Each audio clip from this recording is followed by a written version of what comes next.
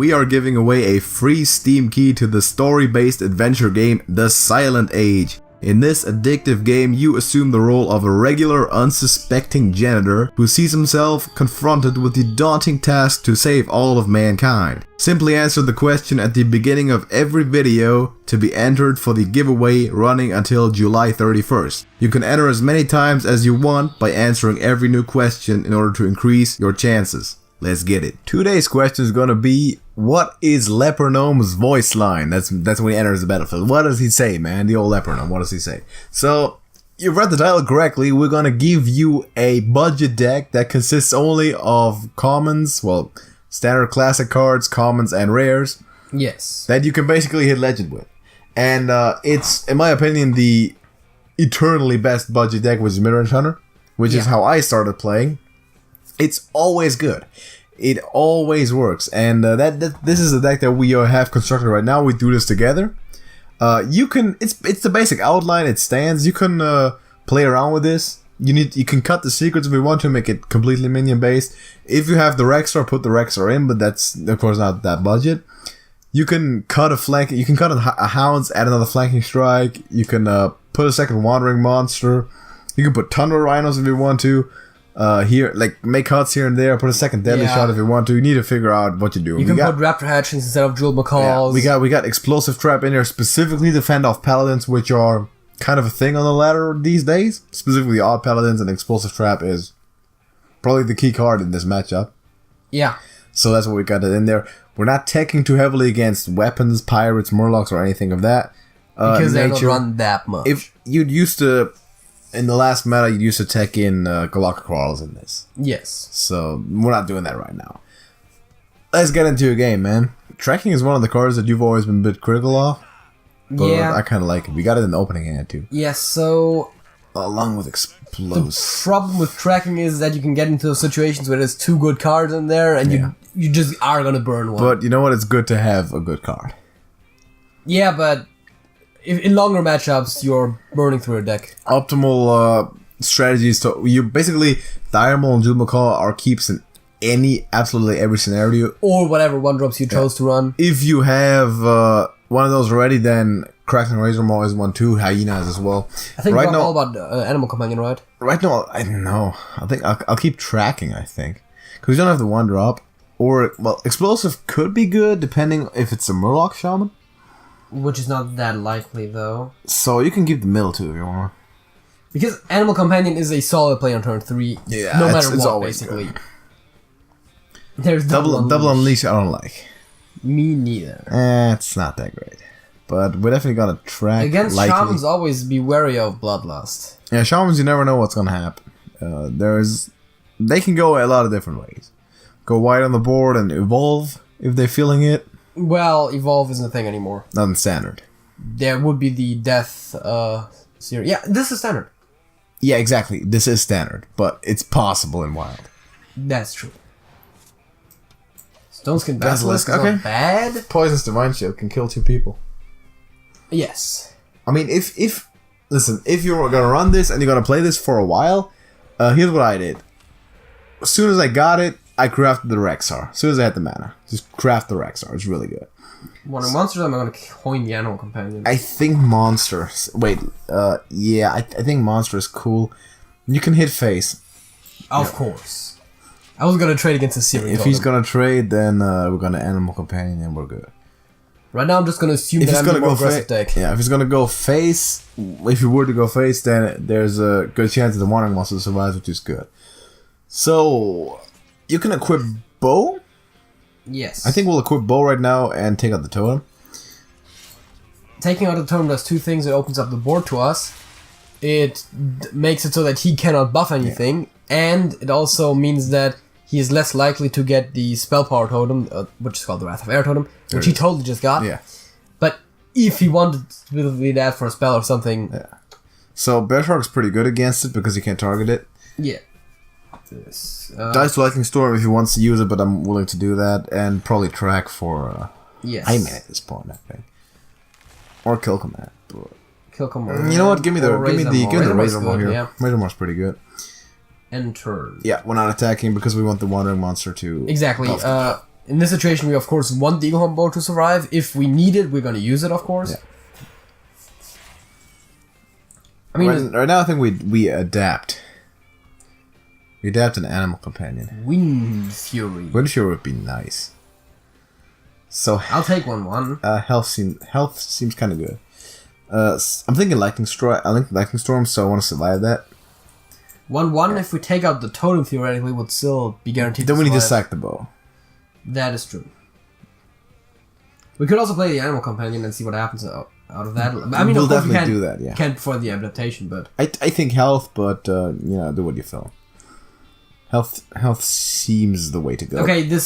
We still don't know Get what hacks role there. we're playing here, Yeah. so it's So Hoffer would be enjoyable. There's Hoffer, great guy, and take everything out.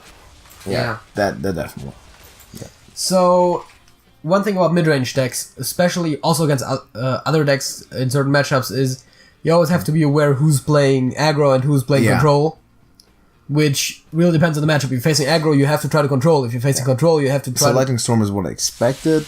The Bear Shark will survive with the 4. That's good. It can't be hexed. Noteworthy. If you want, you could put both secrets up, even though I'm not sure about how I like that. Then again, what else are we gonna do? Basilisk isn't we really should that good. probably go face at some point. Like, we should hero power this turn. Yeah, hero And power hit play the both Bear Shark in the secrets. face. Hit Bear Shark in the face, yeah. Because if we play both secrets, he's basically bound to trigger at least the freezing. Yeah. Which, of course, triggering freezing with a Searing Totem isn't the greatest. But it does give us a 1 durability on the weapon, which allows us to then push a bit of damage later into face, or take out a minion that he's So about to play. this match, the strategy would definitely be to go face because it's clear play control. Oh, That's rough. That is like, okay, you don't know if someone's gonna attack against it. If they are, like, congrats, they were. Macaw to see what happens. Macaw. Hope for something good. Later Beetle is Nothing bad. not Also, awful. definitely an option to run in this deck if you're missing some of the cards. Yep. I guess we're gonna play the Beetle. Probably gonna play the Basilisk. And push face, right? Everything we got, I think. Are we gonna coin hero power? Are we that type of hunter? You can take the totem out if that's worth it to you with the bow. No. Alright. I'm just gonna face. So the totem's gonna it's probably gonna pop the Divine Shield though, which we kind of want to keep for the makes sense. So once again, you have to consider that there's an even chance for all totems except for the ones already played, which aren't gonna show up. So we're getting into Hound's territory, I think. Unleash seems okay. we're getting into a territory where Life Drinker is oddly. It always gives me odd feelings against shamans. Yeah, it's weird, but yeah, there might be a walk out there. Let's unleash the Hounds, unleash the doggos, man. If you start trading, we can unleash again. Well, then again, the unleash would then be worse. I think Basilisk takes out Life Drinker. This is a free kill. 2 people take out the Inspector. No, that kills the totem. Okay, but if we... Well, I mean, we don't really need the armor. No, we're still gonna get it at some point. And Technically, the Hounds are worth less than the Macaw. Then again, there is no Vanish happening in this matchup, so... This might be walk. It's a weird walk, but it might be the walk. It's a walk that destroys all your secrets. Yeah. If you know that it's There's a lot of battle cries going on. If you know that the walk is happening, you need to rush stuff down. That's obvious. So Basilisk is getting a lot of value by trading into 2/4 right there. Yeah, and we're of course dropping on the Highman and using our hero power. Highman hero power is good. And I think we're gonna Cautiously do that because be aware of the fact that shaman spells can deal a lot of damage. Though Volcano he's probably more will likely wipe to hex either way. The Highman if The he Highman can. is definitely strong play. If he can, he will do that. I can see Lightning Storm happening, but okay.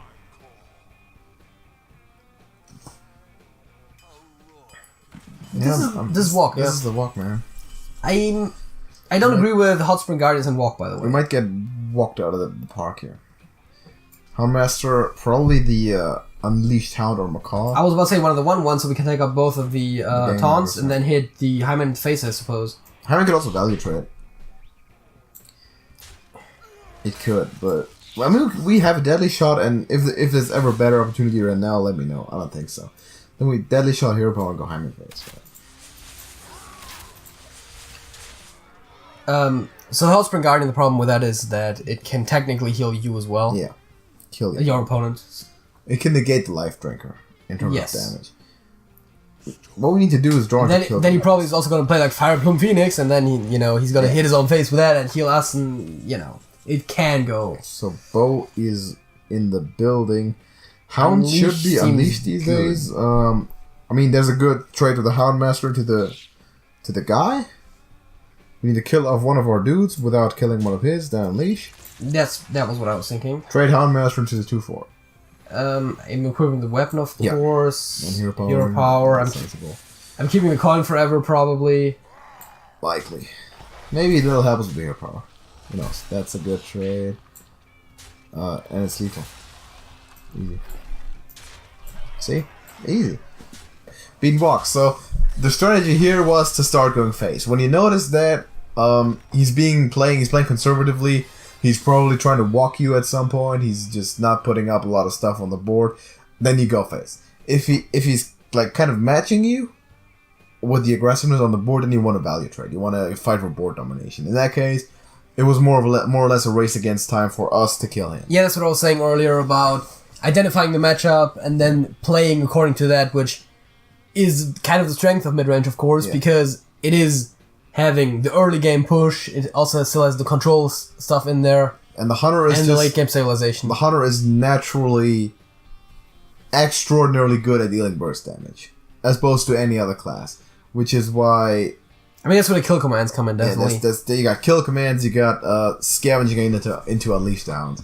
Oh yeah, you got Hero Power Bow kill command, that's 10, that might be 50. You got Houndmaster as burst damage, High Main Sticky Power, you got Bow, you got Razor Maw into Wind Fury on something. There is, of course, more expensive options for this. You got Hydra if you want to go a bit more aggressive. The Rexar is probably the next addition to this. You should probably specify Bittertide Hydra. Obviously Bittertide Hydra. Not Cave Hydra. I'm just saying. Bittertide Hydra. Cave Hydra is also technically a card that you can totally run in this. Possible, especially as a counter against, for example, Paladins, where they go wide on the board. It's more of a build. You kill it's three of their dudes. It's more of a Build-A-Beast All-Star, though. The Cave yeah, Hydra. that's true. Rexar, when you got it, drop it in there. It's Rexar in any Hunter deck, basically. Yeah. There's no Hunter deck that that can run Rexar or should run Rexar. I don't think. At least I can't think of any. No, Rexar's it's always the aggro ones.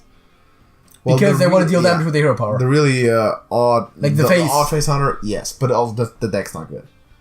Yeah, not that not good anymore. So it just loses to Paladins because of board control and loses to. But I'm saying theoretically there is decks that wouldn't run it. But typically Rexar is a safe craft if you want to commit to the Hunter. So this was hopefully a pretty good insight for you to learn about probably the best cheap budget deck to really climb the ranks. I know we only won one game and it's rank 20, but trust me, it works. I got to originally rank 4 with basically this deck plus the Rexar.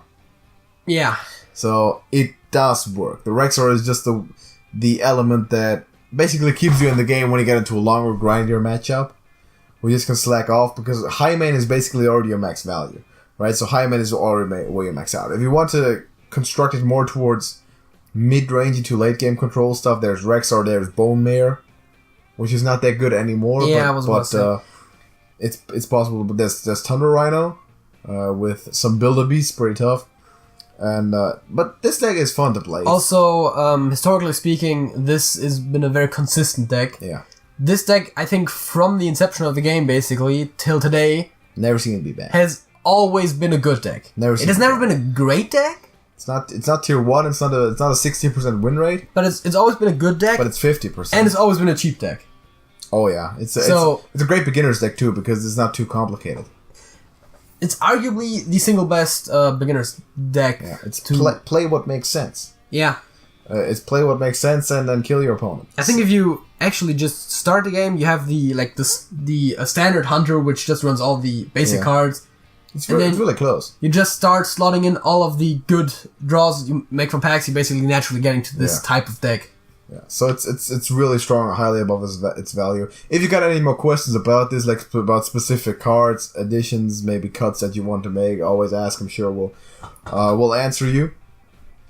Also, remember to answer the question we asked in the beginning to win a free game, and subscribe to the channel for more stuff that we're doing in the future. Hearthstone stuff primarily, but other stuff as well. So you're free to check that out. And we're gonna see you probably tomorrow in the next video, Jason. That's it. That's it.